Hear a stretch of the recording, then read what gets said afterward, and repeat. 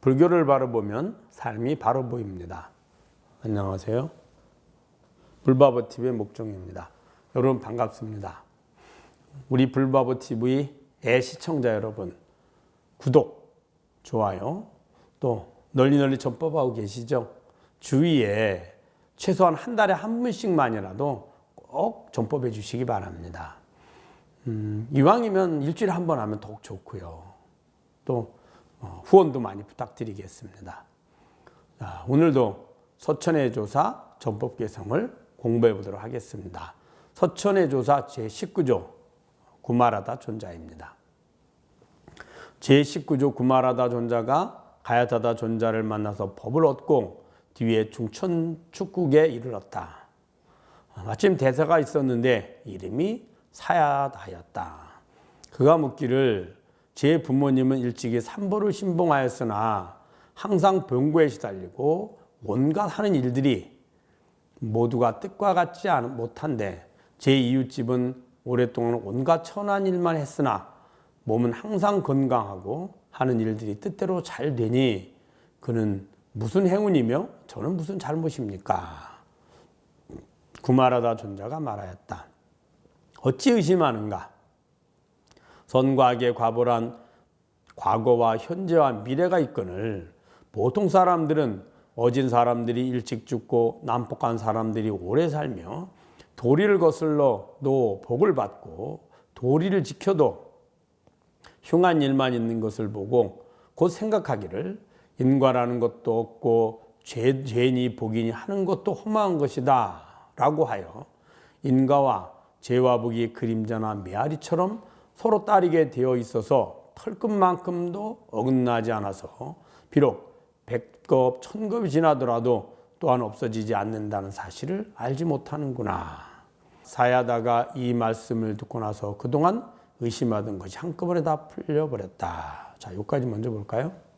구말하다 존자가 이제 가야타다 존자에게 이제 법을 부촉받고 많은 곳에 대한 전법을 했습니다. 그러다가 중천축국에 이제 이르렀는데 마침 대사가 있었습니다. 이 대사라는 말은 대승보살을 실천하고 있던 사람이라는 뜻이에요. 대승보살에 실천하는 사람을 우리가 보살이라 하고 그 보살을 대사라고 번역을 하거든요. 그러니까 대승수행자가 있었다는 거죠. 근데 이름이 사야다였다. 그가 묻기를 제 부모님은 일찍이 삼보를 신봉하였으나 항상 병고에 시달리고 온갖 하는 일들이 모두가 뜻과 같지 못한데 제 이웃집은 오랫동안 온갖 천한 일만 했으나 몸은 항상 건강하고 하는 일들이 뜻대로 잘 되니 그는 무슨 행운이며 저는 무슨 잘못입니까? 자, 이 말이 무슨 의미일까요? 우리가 부처님 법에는 삼복에 귀의하고 부처님 법에 따라서 선행을 하고 공덕을 지으면 몸은 건강하고 하는 일들이 잘 이루어져서 즐거움과 행복을 얻을 거다라고 이렇게 이야기를 했는데 그래서 부모님이 열심히 실천하고 본인도 대승불교를 실천하고 있는데 왜 부모님이 일찍 돌아가시고 또 하는 일마다 안 되고 어려워지고 오히려 그 이웃집 사람은 부처님 법을 믿지도 않고 삼복에 귀의도 안 했으며 나쁜 일은 골라서 하는데 왜 그 사람들은 항상 건강하고 하는 일마다 이루어지고 지금도 저렇게 잘 살고 있습니까? 라고 질문을 한 거예요. 그러자 구말하다 존자가 말했다. 어찌 의심하는가? 선과 악의 과보란 과거와 현재와 미래가 있거늘 보통 사람들은 어진 사람들이 일찍 죽고 난폭한 사람들이 오래 살며 도리를 거슬러도 복을 받고 도리를 지켜도 흉한 일만 있는 것을 보고 또 곧 생각하기를 인과라는 것도 없고 죄니 복이니 하는 것도 험한 것이다. 이렇게 이제 그렇게 많이 생각한다는 거죠. 라고 하여 인과와 죄와 복이 그림자나 메아리처럼 서로 따르게 되어 있어서 털끝만큼도 어긋나지 않아서 비록 100겁, 1000겁이 지나더라도 또한 없어지지 않는다는 사실을 알지 못하는구나. 이렇게 이제 설명을 합니다. 자, 구말하다 존자가 말하기를 어찌 인과응보를 인연법을 의심하느냐. 선과 악이란 과거, 현재, 미래가 있다는 것이죠. 지금 내가 악행을 했다 그래서 지금 당장 고통이 오거나 지금 선행을 했다 그래서 지금 당장 선행이 오지는 않는다는 거예요. 올 수도 있고 안 올 수도 있지만 다음에 미래에 온다는 거죠. 그래서 악도 악의 과보가 무르익어야 고통이 오고 선도 선의 과가 무르익어야 우리가 원하는 즐거움과 행복이 온다는 겁니다. 그거를 잘 모르고 이 생만을 생각하니까 선악과 그 다음에 선악에 의한 인과응보, 고통과 즐거움이 있지 않다. 뭐 공덕이니 복이니 혹은 업이니 죄니 이런 것들은 다 허무한 거다. 이렇게 생각을 한다는 겁니다. 이야기를 합니다. 하라기를 인과와 죄와 복이 그림자는 메아리처럼 서로 따르게 되어 있어서 털끝만큼도 어긋나지 않아서 비록 100급 1000급 지나더라도 또한 없어지지 않는다는 사실을 알지 못하는구나 라고 이야기합니다. 마치 우리가 물을 흘러내려 보내면 물이 임시로 이렇게 돌에 부딪히거나 혹은 둑을 막으면 내려가던 물이 고이니까 위로 올라가는 듯 보입니다. 그러나 언젠가는 다시 내려갑니다. 우리가 예를 들어서 물이 내려가는 것을 모터로 뽑아 올리면 어때요? 그러면은 높은 곳으로 올라가는 듯 하지만 잠시 올라가지만 결국에는 다시 또 내려가서 바다로 가지요. 우리의 인과법도 그와 같습니다. 지금 당장은 그 인과 연이 아직 과를 맺지 못했지만 언젠가는 그 과가 맺어지는 것이 짧게는 이 생에서 이루어지고 또 혹은 다음 생에도 이루어지고 길게는 백천겁을 지나면서 그 과가 성취된다는 겁니다. 그래서 그런 사실을 왜 모르느냐라고 이야기한 겁니다. 사야다가 이 말씀을 듣고 나서 그동안 의심하던 것이 한꺼번에 다 풀려버렸다. 그동안에 이제 본인이 부처님의 가르침을 배우고 실천해 가면서도 항상 그 부분이 의심이 났는데 그것을 딱 듣고는 바로 의심이 다 풀려버렸다. 이해를 했다는 거죠. 구마라다 존자가 말하였다. 그대가 비록 이미 몸과 말과 생각이라는 세 가지의 업을 믿고는 있으나 이 세 가지의 업은 미혹으로부터 생기고 미혹은 의식으로부터 말미암아 존재하고 의식은 깨닫지 못함을 의지하고 깨닫지 못함은 마음을 의지한다는 사실을 알지 못하는구나 라고 이제 구마라다 존자가 이야기했습니다. 즉 인과에 의한 업은 삼업이 있죠. 신구의. 그래서 생각으로 짓는 업, 입으로 짓는 업, 말과 언어죠. 그 다음에 몸으로 실천해서 짓는 업, 이거 삼업이라 합니다. 이것에 대한 과보는 이제 알고 믿고는 있으나 이 근원이 어디서부터 나타나는지는 모른다는 거예요. 그래서 이 세 가지 업은 미혹으로부터 생긴다. 미혹은 뭐예요? 잘 모른다는 거예요. 그걸 우리는 무명이라고 합니다. 그 미혹, 잘 모르는 것은 잘 모르는 마음으로부터 온다는 거죠. 우리가 안다, 모른다는 내 마음이 아느냐, 모르느냐죠. 자, 그러면 그 마음은 어떻게 해서 그런 마음이 생겼느냐? 그 마음의 본성을 알지 못했기 때문이라는 거예요. 그래서 미혹으로부터 세 가지 업은 미혹으로부터 생기고 미혹은 의식으로부터 말미암아 존재하고 의식은 깨닫지 못함을 의지한다. 즉 마음의 본성을 깨닫지 못했기 때문에 있다는 거예요. 깨닫지 못하면 마음을 의지한다는 사실을 알지 못한다. 즉 마음에 있다는 거죠. 그러면 그 마음의 본성은 어떠냐? 마음을 보면 두 가지가 있습니다. 자세히 보면 항상 변하는 마음, 생멸심이라 합니다. 그래서 우리는 그 생멸심을 내 마음, 기쁜 마음, 슬픈 마음, 괴로운 마음, 혹은 뭘 하고 싶다는 마음, 하기 싫다는 마음, 지금 내가 보고 듣고 안다, 모른다 이런 것들이 다 변하는 마음들입니다. 그 변하는 마음의 주인이 있습니다. 그것을 진여심이라 합니다.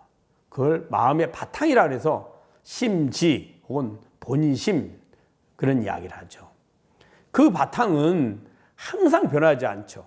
그래서 마음이 내가 사는 동안에 1000만 번을 변했어도 주인인 나는 변하지 않으니 다 내 마음입니다. 그 변하지 않는 마음이 있고 변하는 마음이 있는데 그 변하는 마음은 매번 순간순간이 변해가서 실체하는 것이 아니고 마음의 모습입니다. 그 마음을 보고하는 주인이 있어야 내 마음이라고 알게 되거든요. 그 주인에게는 마음이 있지 않습니다.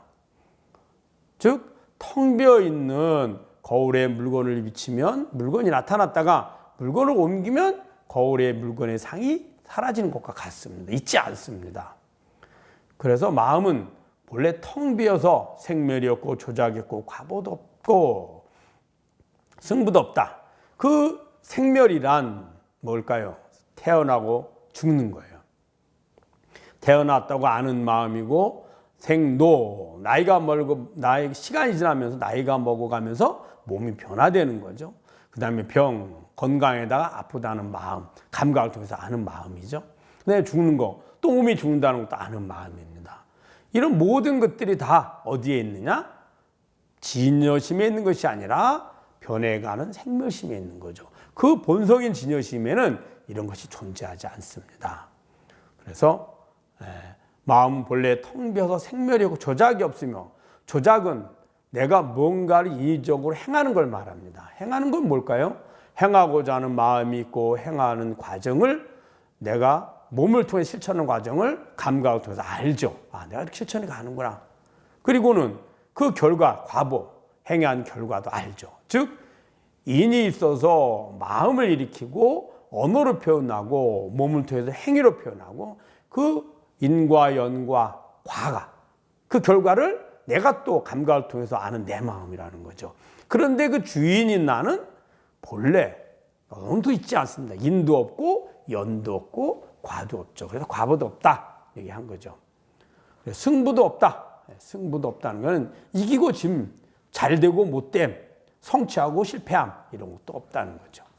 고요하고 또 고요하며 신령스럽고 또 신령스러우니 그대가 만약 이 법문에 들어간다면 가히 모든 부처님으로 더불어 통등하리라. 자, 고요하고 고요하다.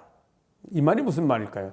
우린 고요함 그러면 소리라든지 변화가 없이 고요한 걸 말합니다.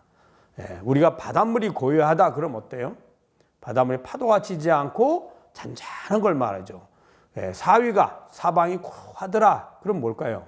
소리가 나지 않는 겁니다. 소리란 그 소리의 변화에 파동에 따라서 그것이 내 귀에 계속 변화되는 감각이 들어오는 거죠. 그걸 우리는 소리가 있다고 여기고 내가 좋아하는 소리는 감미롭다, 미묘하다 하고 내가 싫어하는 소리는 소음이다, 시끄럽다는 겁니다. 고요하다는 것은 고요하고 감미로운 소리도 없고 시끄러운 소리도 없는 거죠. 즉, 이 소리에 의한 파동이 있지 않은 거죠. 귀로 들어오는 청각의 정보가 없다는 거죠. 청각의 정보가 변화가 없다. 즉 고요하다는 건 변화가 없다. 이걸 얘기한 겁니다. 신령스럽고 신령스럽다. 신령스러운 게 뭘까요? 신령스럽다는 건 그 아주 신들과 같이 신들의 모습과 같다 이런 뜻이에요. 신들의 마음과 같다. 신령스럽다 합니다. 신령스럽다는 잘 모르겠으면 반대로 생각하면 됩니다. 반대의 의미는 뭘까요? 인위적인 거예요. 인간들이 보통 우리가 상식적으로 할 수 있는 행위들, 그 결과들, 그러한 것들을 아는 거예요. 그걸 인간적인 거. 그 신령스럽다는 인간들이 알 수 없는 우리들이 이렇게 상식적으로 혹은 보통 안이미 설신을 통해서 알 수 없는 이해하기 어려운 것들을 우리는 신령스럽다 얘기합니다. 그럼 왜 신령스러울까요? 우리들이 인간적이고 보통 상식적이고 아는 것들은 다 안이미 설신의 감각을 통해서 들어온 정보들을 기억된 정보를 통해서 분별하고 그 다음에 선택하고 또 실천해서 또 실천하는 과정을 다시 감각을 받아들이고 그걸 통해서 내 마음의 즐거움과 괴로움을 변화시켜가고 이게 연속이거든요. 그런데 주인은 어때요? 그 마음에 너머에 있습니다. 그러니 우리는 항상 주인인 진여에게 진여 자성에 비춰진 마음과 그 마음을 실천하는 과정, 몸의 과정이죠. 감각의 과정입니다. 이것들만 우리는 주로 알고 그렇게 판단하고 느끼는 것을 상식이라 여기고 보통 범부들이 느끼는 실제로 존재한다 착각하는 겁니다. 그 너머는 알 수 없죠. 그래서 신령스럽다고 얘기합니다. 그대가 만약 이 법문에 들어간다면 즉 그 신령스러운 고요하고 신령스러운 그곳 진여자성 마음의 본성 본지 여기를 말하죠. 들어간다면 가히 모든 부처님으로 더불어 동등하리라. 즉 모든 부처님과 똑같다는 거죠. 즉 부처님은 깨달은 사람을 말한 깨달은 자를 말하는데 뭘 깨달았느냐? 바로 이 세상의 모든 것은 실체하지 않는 마음의 모습이고 즉 안이비 설신 감각을 통해 들어온 정보와 기억된 정보의 그걸 통해서 인지하고 그 다음에 분별하고 그리고 선택하고 다시 실천하는 이 과정이거든요. 그 너머에 있는 것 그것이 바로 이제 우리의 본성인데 그것이 모두 변하는 마음이고 변하지 않는 주인인 내가 있어야 내 마음이 되고 그 변하는 마음이 존재할 수 있거든요.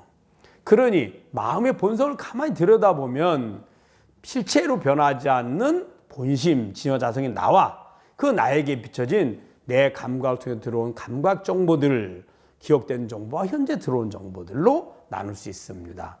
그 본성에도 보면 실체하지 않는 모든 것이 내 마음의 환영임을 알게 되죠. 그 본성을 깨닫는 것을 우리는 깨달았다. 그렇게 깨달은 사람을 부처, 깨달은 자 이렇게 얘기한 거예요. 그러니까 본성을 깨달았는데 삼세제불과 동등하죠. 그래서 모든 부처님으로 더불어 동등하리라. 일체의 선과 악의 조작이 있음과 없음이 모두 꿈과 같고 환영과 같다. 일체 선악, 선도 내가 주위에 지금 관계되는 인연 있는 생명체에게 고통에서 벗어나서 행복을 주려는 마음을 말하고 악은 뭐예요? 나의 즐거움과 행복을 위해서 가져오려는 마음입니다. 조작은 내가 뭔가 하고자 하는 마음을 일으키고 그 마음을 언어로 표현하고 몸을 통해서 행위로 표현해서 원하는 결과를 얻으려는 거죠. 조작입니다. 있다는 것도 마음이고 없다는 것도 마음입니다. 즉 정보라는 거죠. 이 모든 것이 꿈과 같고 환영과 같다. 왜? 꿈도 자성에 비춰진 실체하지 않는데 꿈을 꿀 때 어때요? 실체하는 것 같잖아요. 그것이 바로 우리의 삶의 모습이라는 거죠. 진여자성에 비춰진 마음의 모습이요. 환영도 있지도 않는데 있다고 여겨지는 것 같죠. 진여자성에 비춰진 마음의 모습. 그래서 꿈과 같고 환영과 같다. 이렇게 말씀하신 겁니다. 사야다가 그 말씀을 받들어 깊은 뜻을 이해하고 곧 본래의 지혜가 드러나서 부지런히 출가하기를 원하거늘 이미 90개를 주고 법을 부족하며 개송을 말했다. 그 말을 듣고 이제 사야다가 출가 뜻을 비췄고 출가하고 나서 계를 받고 열심히 수행정진을 했다. 그리고는 깨달음을 얻었다. 이 말입니다. 성품에는 본래 생멸이 없는데 구하는 사람을 대하여 말하는 것이다. 법에는 이미 얻을 것이 없다면 어찌 해결하고 해결하지 못함을 어찌 생각하는가? 즉 그 본성에는 본래 생멸이 있지 않습니다.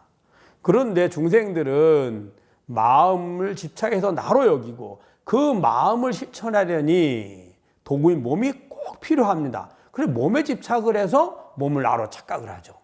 몸을 나로 착각하니 몸은 태어나고 늙고 병들고 죽음이 있죠. 그러니까 몸에 있는 늙고 병들고 죽음을 나로 여기니까 내가 늙고 병들고 죽는다고 착각을 하는 겁니다. 그래서 생로병사가 있다고 착각을 했고 그 늙고 병들고 죽음이 오면 내 마음이 원하는 것을 원하는 대로 할 수가 없으니 불편하고 괴롭죠. 그래서 생사의 고통이 있다고 생각한 거죠. 그래서 너에게는 본래 누구나가 중생이든 부처든 모든 생명체 누구나가 진여자성이 있고 나가 있거든요. 그 나에게는 본래부터 생멸이 없다. 그러니까 그 없는 것을 깨닫는 것이 부처님 법인데 그러면 왜 생로병사를 이야기하느냐? 중생들이 있다고 착각하니 착각해서 벗어나는 법을 알려줬다는 거예요. 그래서 성품에는 본래 생멸이 없는데 구하는 사람을 대하여 말하는 것이다. 그리고 부처님 법은 생멸이 없는데 생멸이 있다고 착각해서 건강한 몸을 구하고 내 몸이 오래오래 죽지 않기를 바라고 또 괴로움에서 고통에서 벗어나서 즐거움과 만족을 얻으려 하는 그들의 어리석음을 일깨워주기 위해서 부처님이 법을 말했다라는 것입니다. 법에도 이미 얻을 것이 없다면 해결하고 해결하지 못하면 어찌 생각하는가? 즉 부처님의 법에도 사실은 법도 실체하지 않는 거죠. 부처님 법도 내가 듣고 보고 배우지 않았으면, 즉 안이밀서신의 감각을 통해서 내가 정보를 받아들여서 기억하지 않았다면 부처님 법을 내가 어떻게 알겠습니까? 그래서 법에도 이미 얻을 것이 없다. 즉 그것 또한 환영이다. 이런 얘기를 한 겁니다. 그러면 그 주인은 해결을 하느니, 즉 생사를 벗어나서 열반을 얻느니, 열반을 얻지 못하느니, 즉 해탈과 열반이니, 혹은 생사와 윤회이니 이런 것들 또한 환영일 뿐이다 라고 이야기한 겁니다. 그대는 후학들에게 널리 전하라 라는 말을 마치고 정멸에 들었다. 자, 다시 한번 읽어볼까요? 성품에는 본래 생멸이 없는데 구하는 사람을 대하여 말하는 것이다. 법에는 이미 얻을 것이 없다면 해결하고 해결하지 못함을 어찌 생각하는가? 여러분 잘 아셨죠? 다음 시간에 뵙도록 하겠습니다. 불교를 바로 보면 삶이 바로 보입니다. 불바보TV의 목정이었습니다. 감사합니다.